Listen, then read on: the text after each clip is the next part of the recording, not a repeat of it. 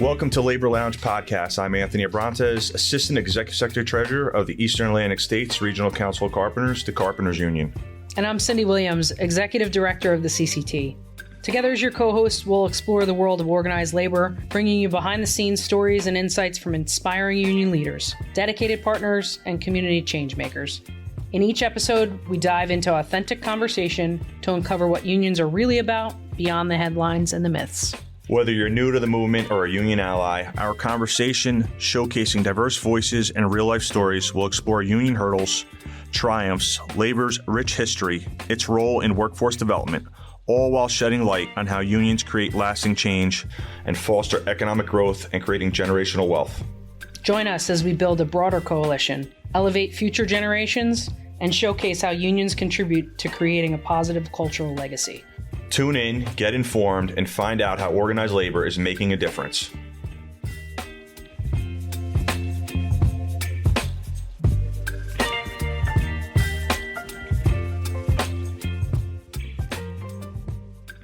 Today, we are honored to be joined by Kevin Jarvis, Commissioner of New Jersey Department of Labor and Workforce Development. Commissioner Jarvis brings decades of experience spanning public service, labor law, and workforce policy. Before being nominated by Governor Sherrill in January 2026, he served nearly 4 years as the department's chief of staff, helping guide operations and coordinate major policy priorities with the governor's office and legislature. Prior to his public service leadership, Commissioner Jarvis spent more than a decade in private practice as a labor attorney representing workers and unions across both public and private sectors, giving him firsthand insight into the challenges facing workers, employers, and labor organizations throughout New Jersey. Earlier in his career, he represented individuals in workplace-related legal matters, reinforcing his long-standing commitment to labor standards and the security of working families. Commissioner Jarvis comes from a proud union family, with his father serving as a lifelong member of IAM Local 1812. Commissioner Jarvis, welcome to Labor Lounge. Thank you so much. Happy to be here. Thanks for being here. Commissioner, welcome. And thank you again for attending our open house for our Carpenters Training Center. We really appreciated you being there, being our keynote speaker, and happy to have you in partnership. Thank you. It was a great event. I love going to events like that. It's amazing to watch these individuals go through from someone who really doesn't know much about what they're doing and the skills they develop over time. It's fascinating to watch. So it was a real pleasure for me to be there. Yeah, and that's one of our better events because you actually have young kids who are already in the apprentice program showcasing the potential and opportunities for future prospects coming into the industry, plus the educators, the elected officials, the policymakers, kind of brings everything together. Yeah. Opening our doors is what we want to do. Yeah, and it also highlights the level of training that you guys provide. I mean, that training center is really state of the art, and it was phenomenal for me to see as someone who's kind of grown up in this. To see that firsthand was amazing. Yeah, great facility. Excellent. Yeah, thank you. So we'll get right into it. You spent years working in labor law and workforce policy. What first drew you to this work, and how has the experience shaped your approach to leading the Department of Labor? And what are the biggest issues workers are facing right now? So nothing drew me to the work so much as it's a part of who I am, because I grew up in a union family. As you mentioned, my father was a lifelong IAM member. Some of my earliest memories, because he became the treasurer of his local, some of my earliest memories are their quarterly audit meetings where he would go through the budget and they would go through and they would audit the books and make sure everything was in line. And then he and the other members of the exec board would sit around and talk. And even in my family, my one brother was a teacher, so he was a member of a union. One of my other brothers worked in some of the manufacturing facilities down in South Jersey. He was a UFCW member. His son was a UFCW member. My other brother's wife was a UFCW member. In fact, my mother-in-law was a longtime UFCW member. And in fact, I think she was a little hesitant when I started dating her daughter. And then she found out what I did, and suddenly I was embraced. So being around working people and unions and how they are an entryway to the middle class for people is just who I am as a person at my core. So making the switch from private practice back into public sector at a department that enforces worker rights and looks after workers was just a natural next step for me. It wasn't something I was drawn to. It was something I was born into, and it's who I am. As far as what we're looking at the department, I think some of the primary things that we have to focus on is continued strong enforcement of those worker protections and laws. That's always at the core of what we do at the Department of Labor. But we're also looking to modernize our systems, make it easier for people to access the department, both in its services and to gain understanding of what rights they have. Because a lot of people in the workforce don't understand maybe or aren't aware of what rights they have. So a big part of what we do is trying to reach out to the public, to employers, to industry groups, to unions, to let them know not only the services we provide, but the rights workers have and the responsibilities that businesses have. And you obviously mentioned that, your family, your background coming from a union household, obviously probably gave you the insight and passion to be in a labor movement, getting a better understanding of that. Do you think that gives folks that are in the industry, say do well, a much better perspective on what to look for versus somebody that maybe not really familiar with the labor movement? Yeah, I do, because you recognize something intrinsically before you even have to think about it, right? As someone who grew up in a labor family, and so, even before my father, he would tell me stories of his father, my paternal grandfather, who passed before I met him, got work from the Works Progress Administration under the Roosevelt administration, and then worked in some of the mills in South Jersey. Himself was a union member. My father having grown up in it, and then me growing up in it, you intrinsically recognize when something at the workplace is wrong before you can even necessarily verbalize it. That's not right. That's not supposed to happen. And so when it comes to worker protections and understanding what the department does and services they provide, I think having that background just helps me recognize it more clearly earlier and then try to look for the solution to it. Excellent. So, as you think about the labor policy that you're creating for the state of New Jersey, how are you using organized labor to help shape the policies moving forward for the state? Yeah. Organized labor is one of our strategic partners, right? And those partnerships are critical. You can't build a workforce system without partners. So in other words, you need labor unions as partners. We need the county colleges as partners. We need higher education as partners. We need businesses as partners, right? Because it is one system, but it involves everything from the apprenticeship training that you guys do that gets people ready, not just for a job, but for a career, right? With family sustaining wages. But there also has to be, if that training's not going to be done through a union, then we have to develop those training programs and modules through county colleges and higher education. And then we need the partnership with the business community, because we have to make sure we're providing them the pipeline of trained people that they need, right? It doesn't help if the Department of Labor funds training in something that employers no longer need. That's not helping the workers, and it's not helping the employers. So working with labor unions to partner with the unions, to partner on apprenticeship training and the things that you guys have shown that you do so well and has become a model for so many of the other apprenticeships we do, is a critical component. And the way to do that is to continue conversations like this, right? It's very easy for me, because I consider myself, part of you guys, and you guys are family to me. So having those conversations are easy, but they have to be relentless. There's no silver bullet. You don't just quote unquote fix workforce development. You had one conversation, you passed a bill, and now suddenly it runs perfectly for the rest of, eternity.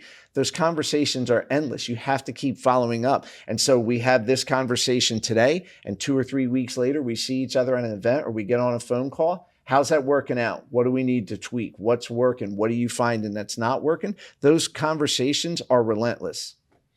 And the great thing about workforce development is it's one of the few initiatives where, to your point, you're not just focusing on workforce and workers. We also have to address the fact that there's employers associated with this, and we got to make sure that it's successful for both parties. Absolutely. And in many cases, just like we were talking outside, a lot of times when you have groups coming together to address an issue, they're always leaving one part of the segment out of the conversation, when really it should be collaborative. Right. I think there's a misconception out there that if you're focused on unions, it sometimes necessarily means you're anti-employer. Mm-hmm. If you're focused on employers, it sometimes means you're anti-union. My personal experience in having done this work in my legal practice for 16 years is that misses the mark so much. And the analogy I've always used is the relationship between labor and the employer isn't a date, it's a marriage. You have to wake up with each other, and you have to find ways, even when you disagree, to still come together and get the job done. And it's a long-term partnership. And so this idea that, well, if you're focusing on workers and unions, that must mean you have some sort of, animosity towards employers, nothing could be further from the truth. Unions and their workers need employers to be successful and to prosper, to provide the wages and to provide the jobs. And the employers need the workers to also prosper so that they can have a good life, they have a job that they want to come to, that they find fulfilling, and that they can support their families on, right? That turnover is deadly to employers because they lose that institutional knowledge and skills. So when you partner with the unions and you build that relationship and you create a workplace where people really want to come to work because they can support their families and they enjoy it, they tend to stay. And you have a better, happier workforce. I always say that the issue that I see often, and that I used to see in my practice often, is people forget that workers are human beings and they have families and they have mothers and they have fathers and they have children. And if you think they're going to be able to focus on their job when these other areas are lacking, when they don't have the money to send their kids to college, or they don't have the time to go care for an ill or ailing mother or father, you're missing the point, right? They're not going to be able to focus and give you their best. So when you have that partnership and you provide those benefits and the wages that can sustain a real life, you get better workers. Yeah. Now, something I think we should talk about, and we'll pivot. So misclassification, New Jersey has done a great job in enforcing misclassification. And I think this is probably one of those issues where when you think of misclassification, you're thinking, well, how does that impact the worker? But in reality, it impacts workers and impacts employers. What could you tell us a little bit about how that particular type of wage theft or misclassification actually affects the industry for both parties, whether you're a worker or the employer side or honest employers? Yeah, no, and you hit the nail on the head, right? Because it's not just about the impact on the workers, it's the impact on the employer. It's also the impact on the state, because those funds, those trust funds we rely on, unemployment insurance, disability insurance, FLI, are deprived of the resources they need to pay benefits. The workers get hurt and deprived because what happens is they get laid off, right? They've been misclassified. They file for unemployment thinking they're entitled to those benefits. And then we reach out to the employer and the employer says, well, no, we didn't withhold those contributions because they were an independent contractor. Now that worker doesn't have the job and doesn't have that resource he or she needs to support their family, right? And it happens. I want to clear up a myth here, because I've heard from those who are opposed to our regulations that they say, well, people aren't coming and knocking on my door and saying, I'm an independent contractor, but I don't want to be. But guess what? They are knocking on my door at the Department of Labor. In the last 7 years, we've had over 4,700 gig workers come to the Department of Labor to apply for unemployment insurance. And when we told them there were no wages, there were no contributions made on their behalf because they're an independent contractor, inevitably their response is, I didn't know what that meant, right? And so it affects the workers. And then finally, to your point, it affects the employers, because you have those employers who are trying to follow the law, do the right thing, take out those contributions, recognize that those workers are employees. So they're paying not only the wages, but the UI and disability contributions that they're required to pay. They're providing workers' compensation insurance. They're providing earned sick leave and all the other worker protections that workers are entitled to. And they're competing against employers who aren't. And those employers have a financial advantage. They're able to profit more money because all that money that doesn't go into the unemployment insurance fund or disability, they're not paying workers' comp insurance. I can guarantee you they're not sharing that with the worker. It's going into their pocket. And so it places good employers trying to do the right thing at a disadvantage. And so really when workers are misclassified, everybody loses. The only one that wins is that employer that's misclassifying them because they're pocketing those wages. And I'm sure in many cases, those workers that are being misclassified are now subject to the tax liability associated with the federal government or the Yeah. state, because in reality, they're an independent contractor. You're an employer. Right. Well, I can tell you what typically happens is when those people come to our offices and we conduct the test and to make the determination that they were workers and they should have been provided benefits, we provide them the benefits, right? Because at the heart of the unemployment insurance system, it's remedial legislation designed to help people when they need that help. And so we honor that and we go ahead and we provide those benefits. We may then go and try to enforce against the employer, try to recover those. There may be an enforcement action, and we do a lot of that. But at the end of the day, whether we're able to enforce and get those benefits or not, we make sure that worker gets the benefits he or she needs to help them get through this rough patch. Mm-hmm. And when workers are misclassified, I'm assuming the dishonest employer is also probably underreporting their workers' comp policy, right? Because in reality, these aren't your employees. Right. They're not providing workers' comp. It's not even about underreporting. They're not providing it at all. So God forbid the worker gets hurt as opposed to just laid off. Now there's no workers' compensation coverage. There's no medical coverage. There's no wage replacement benefits. And it hurts. And as you guys know, when a worker's hurt, it's not just hurting that worker. It's hurting his or her family because their family is now deprived of that income. And it's not like mom or dad or whoever it is can just go out and look for another job. The fact that they're not working is because they're injured. So they don't have the ability to even look for other work, and they don't have those wage replacement benefits coming in or the medical care that they need so they can get better and get back into the workforce. Yeah. I was going to say on that breath, there's so many people in the construction industry that are falling into that category. The low wage workers, labor force, theft, etc. What is the state doing to protect some of those folks that are not willing to come forward because they're sitting in the shadows? Yeah. How is the state looking to help those individuals that are non-union? Because it helps us level the playing field for our honest working contractors and members. Right. And that's always the challenge, right? When you have those people who are afraid to come forward. And it's one of the ways that unions are such great partners is because you guys, unions, will police their workforce. And when they see these things happening, will bring those to our attention and give us the opportunity to conduct our investigation.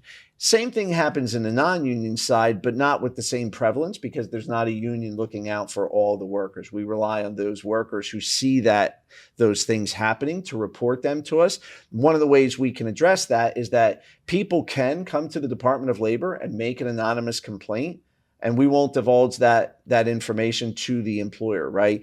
Even if they give us their name and they don't make an anonymous complaint, we're not going to divulge that information to the employer because we recognize there's always that possibility of retaliation.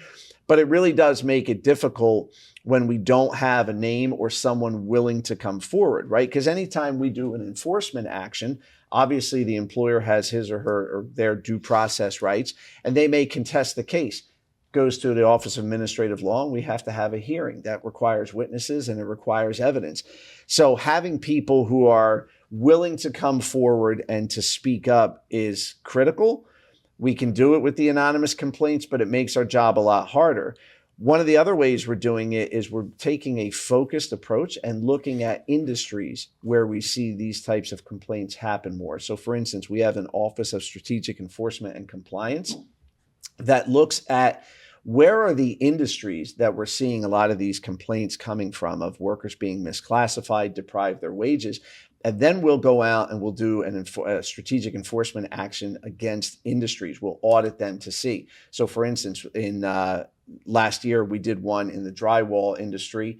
We found a ton of violations, right? We did one in ice cream shops, believe it or not. And what we found were dozens upon dozens of child labor law violations, right? So these things happen. And so using those strategic enforcement tools to perhaps go to the industries where we know these things happen, but people are afraid to come forward is one way that we can enforce it and send a message to employers that just because people are afraid doesn't mean we don't have the ability to enforce it. But we also try to get that message out to let workers know that you can file anonymously, or even if you give us your name, we're not going to give it to the employer because we recognize the real threat of retaliation that exists. Yeah. Sure. I think one of the things that people probably don't even realize is, as a labor union, people always associate, well, they're representing the interests of their members wages, benefits, working conditions. But we actually end up spending most of our time actually protecting workers that are not necessarily part of the union and working with agencies like yours to make sure that those workers get what they're entitled to, because it levels the playing field for the labor folks and also for the business community. And I don't think people understand that. Yeah, no, and that's a critical point. If you look statistically, states that are more heavily unionized, wages across the board, even for non-union workers, are higher. The provision of paid health care and benefits for non-unionized workers is higher as well. And so it really is the rising tide that lifts all boats. And having a more heavily unionized workforce really does improve working conditions, even for the non-union workers out there. So one of the biggest things that we see in the industry, and I know you definitely see this, is you have the employer associations saying that we have complicated labor laws. They don't understand labor laws. Yeah. You have the worker advocates saying that every infraction that's committed by an employer was intentional. How do you balance that argument of, do we need to do a better job of educating employers on what the labor laws are, compared to just enforcement actions? Right. Yeah. No, it's a great question. And you hit the nail on the head with that word. It's a balance, right? Every single time it's a balance. And it is a balance between more education to employers and employer groups, as well as workers, as well as strong and fair enforcement, right? And we approach that issue by hitting all those prongs. And so one of the things we do is we have industry partnership teams. We have an office of strategic outreach and partnerships that actually goes out to business groups and talks to them about, hey, here are these new regulations. This is one of the laws we enforce. Here's what we look for. Here's your responsibility as an employer, right? Perfect example. To your point, I was at a industry association group. And one of the things they wanted me to talk about was the ABC regs, which I did. We talked about some of the guidance that's coming out on the changes to the temporary disability and family leave insurance laws, right? And so we have these conversations where we try to educate employer groups about what their responsibilities are and the rights of their workers. At the same time, we go out and we talk to unions and our strategic partners there. We talk to workers about what their rights are. Rights aren't worth a lot if people don't know that they have them and know that they have a place to go to enforce them. We also have a program called our Care Grants, where we partner with trusted community organizations who then go into those communities and talk to both employers and workers. And I'll give you an example. So in the domestic worker field, not all of them, but certainly there's a heavier concentration of immigrant workers. When government, I don't care if it's state or federal, when quote unquote government shows up, it causes a panic for reasons that are obvious on what's going on in our country right now, right? And so people become very wary of talking to us or being receptive to what we have to say. So what we do, we have these care grants where we have the grantees come to the Department of Labor. We conduct full days of training in all the labor laws we enforce. They then go back out into the community because these are community groups from that community. They're trusted. People realize that they're not there to hurt them. They carry that message of what the department does, what their rights are, to the employers, to the workers, to help us spread that message. It's been remarkably successful. And to your point, I think it's critical because it's two prongs, right? It's about education, but it's also about enforcement. At the end of the day, we're going to look at those cases and we're going to enforce them based on the facts. And even where you say that, some people say, oh, the laws are confusing, they didn't know. Sometimes that's true. I don't immediately assign an ill intent to anybody, but when you have an employer who's had 14 prior infractions for roughly the same thing, or you have a big company that has a team of lawyers that they work with on a daily basis, it's a little bit hard to believe that this was just, oh, I didn't understand the law, right? It's very different when it's a small business, maybe a mom and pop. They're trying to navigate these difficult laws. So you really have to look at the totality of the factors and make a determination. Is there enough evidence here to believe that this was an honest mistake? And if it was, it's treated as such, as opposed to, no, at this point, this is just a cost of business and this is intentional. There's a pattern here. Exactly. And there's a pattern here. What a smart strategy to allow the training to happen to the people that these folks trust and are able to explain it in a way that feels comfortable and safe for them. Right. thinking ahead into future, and the ways that workforce is connecting by way of apps or AI or the labor force, that can connect through these types of channels that we don't even know about yet. Right. What is your strategy thinking forward to the next 10 years of how you deal with these issues at hand? Because we're going to know that there's going to be the way to get a labor force on your phone, for better or for worse. Right. These things are already here and coming. Yeah. Part of the strategy is recognizing, number one, that the history of the Industrial Revolution is labor-saving devices that changes the workforce, right? But you have to look at it intelligently and not let that control the conversation, right? AI is here, apps are here, they're already being used. But at the end of the day, humans need to maintain the control of the decision-making process. The apps are a tool like anything else, right? If you go 200 years back in our history, the people in the lumber industry used to cut down trees with an axe or maybe two people on a saw. Now it's a chainsaw. It still happens, but you have to recognize it for what it is. It's a tool, and it's a tool that we wield. And like any other tool, it can be used for bad intent or good intent. So we're having these conversations on a regular basis with industries, with employers, asking them, how are you using AI? What does that mean for the job workforce system that we have? What skills do people need? And we need to start getting in and educating people on AI understanding and skills at a very early age. When I was a kid, we didn't have the first training class on computers until like 9th grade, right? Because nobody had them back then. Now, my kids, when they started first grade, had a laptop. Right. Yep. It's just it's a different world. And so it's a recognition that things are changing. So we have to educate people on those changes, and we have to make sure that we maintain control of that tool. I don't think AI should be used for human resource decisions. Right. And I know that's a developing field, because having done what I did for all those years in private practice, representing workers who had been suspended or fired, right, as part of my job in addition to negotiating contracts, I recognize it's not always black and white. People are human, and they're going to make mistakes. And a single mistake doesn't mean you're going to continue to make that mistake or that you should never work again, right? My concern is that if we let computers and AI make those decisions, you take out that human element. And when you're dealing with humans, you have to have that human element. There has to be a degree of empathy that AI just doesn't have. So we have to be smart about how we use it. We have to look at how is it being used, what are the potentials for abuse in that field, and then try to address those potentials to make sure it's not being used in such a way to abuse people. And most importantly, we have to educate the workforce on AI, what it is, and how it can be used as a tool to not replace jobs, but to make them easier and to make them better. And we also have to be mindful, like if we look back at innovation, traditionally innovation always has an impact on workforce. Absolutely. And in many cases, sometimes it's intentional, sometimes it's accidental.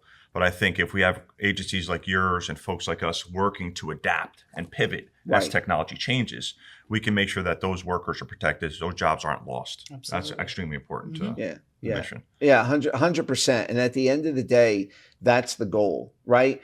And I said to you before, workforce is never fixed, right? There's no silver bullet. It changes, and we have to be monitoring the workforce and change with it. Just as a real short history lesson, workforce training began in 1933 with the Wagner-Peiser Act. And then in 1962, you had the Manpower Development and Training Act. In 1973, Comprehensive Employment and Training Act under Nixon. And then 1982 and 1998 and 2014. It hasn't been recreated. We're not recreating the wheel, but we're monitoring, and every decade or generation, we have to look at how has the economy changed and how do we have to change our workforce development system to meet the emerging needs. And that's all it is, right? These aren't new conversations. These aren't new developments. It's a recognition that as the economy changes, the mechanisms we use to provide people with training and to make sure that the employers have the skilled workers they need has to change with it. And also the structure surrounding keeping folks safe on job sites, Absolutely. recording, paperwork, etc. There's definitely ways that you can streamline those processes. Absolutely. Yeah. And we look for those every day. And some things change and some things don't. And I go back to the apprenticeship model. The apprenticeship model is a tried and true model, right? Throughout all economies, the apprenticeship model has held. I know the carpenters have been doing it for 140 years. I like to remind people, lawyers, before there were law schools, they would apprentice in the law, right? And that predates the Industrial Revolution. That goes all the way back to the founding of our country. The apprenticeship model is one that has worked as our economy has changed and gone through Great Depression and technological revolution and recessions and all the ups and downs. That model has remained, and that's why we continue to use it. And I think that's probably why you continue to use it. Yep. So in the long term, years from now, when we look back at your tenure as a commissioner, what do you want your legacy to be, particularly for working men and women that came through the end of the movement? Well, I don't want to get ahead of myself. I haven't been confirmed yet, but fingers crossed, and in the hopes that I do. At the end of the day, I never really focus on myself. I try to focus on, have I done something today to help people? Have I done something today to make somebody else's life better? Because that's kind of been the focus of my life and how and what I've done in my career.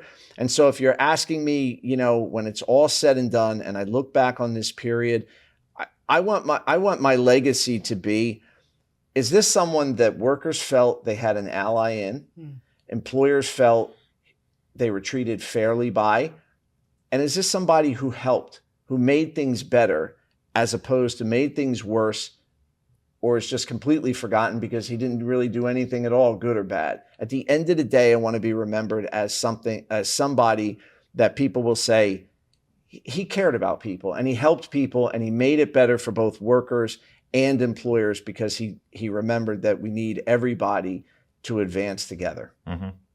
You're absolutely right. And in close of that, just bringing folks together from the county to the county colleges to labor relationships. You know, a lot of us are sitting on boards for workforce development, sitting on boards for county colleges or state colleges for that matter, because they see the value that labor brings. So really excited to work with you in the next term for the governor, and you know, appreciate you being on today. Yeah, no, it's my pleasure. And just one final point. I'm glad you mentioned that. You know, the Sherrill administration, in focusing on affordability and focusing on ways to make our workforce system work better, I think that's the right focus. And I think hitting apprenticeship and those family sustaining careers is the right focus. I had some exciting conversations with the lieutenant governor who wants to focus on maybe kind of breathing new life into those local workforce development boards and the State Employment Training Commission.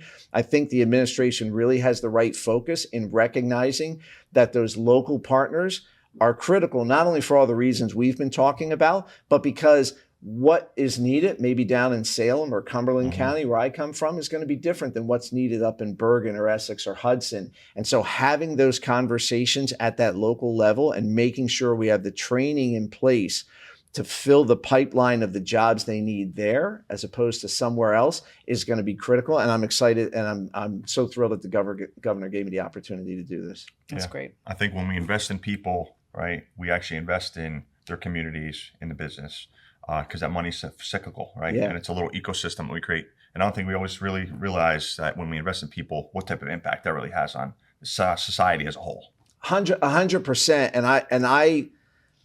I'm that person who is invested in. And what I mean is, growing up in a union family, we had that middle class life that the union job provided.